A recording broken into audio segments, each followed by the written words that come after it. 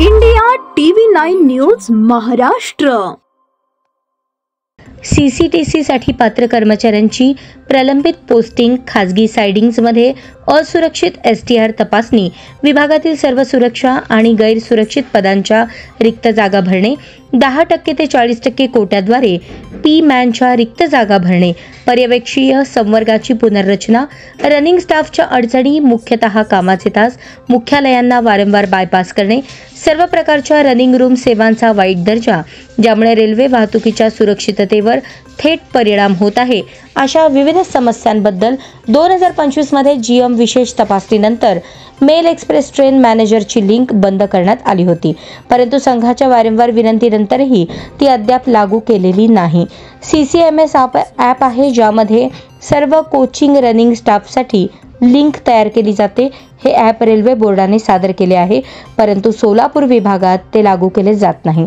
25% intermediate कोट्यांतर्गत JEE CNW SUR पदासाठी 10 मार्च 2024 रोजी झालेल्या LDCE परीक्षेचा निकाल प्रकाशित करण्याबाबत 24 मे 2023 रोजीची अधिसूचना, होडगी येथे CNW कामासाठी उपडेपोची निर्मिती, या सर्व बाबी लक्षात घेता मध्य रेल्वे मजदूर संघाद्वारे साखळी उपोषणासाठी नोटीस देण्यात आली होती। त्यावरून दिनांक 11 जून 2025 रोजी दुपारी 1 वाजता मंडल रेल प्रबंधक सोलापूर यांच्याबरोबर झालेल्या बैठकीमध्ये सेंट्रल रेल्वे मजदूर संघाद्वारा केलेल्या सर्व मागण्यांसंदर्भात सकारात्मक चर्चा करण्यात आली। सर्व समस्या सोडवण्यासाठी सकारात्मक आश्वासन देण्यात आले आहे।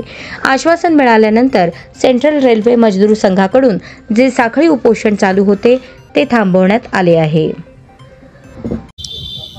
आज दिनांक 11 जून 2025 रोजी सेंट्रल रेल्वे मजदूर संघ यांच्या नेतृत्वाखाली जे आपले रेल्वे कर्मचारी आहेत त्यांच्या समस्यांबद्दल एक आपण चेन हंगर स्ट्राईकची नोटीस दिलेली होती। त्याप्रमाणे आपण चेन हंगर स्ट्राईक चालू केला।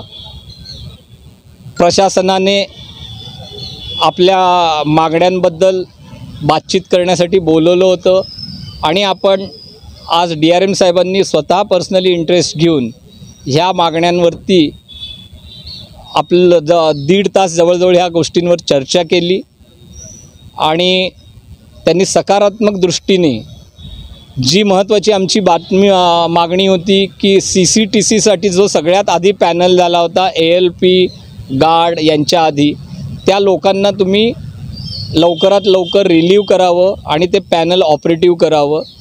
त्याच्यासाठी त्यांनी सकारात्मकदृष्ट्या एकास एक माणूस जसा येतोय तशाप्रमाणे आम्ही फर्स्ट प्रायोरिटी CCTCला सोडण्यासाठी देऊ असं पूर्ण आश्वासन दिलं।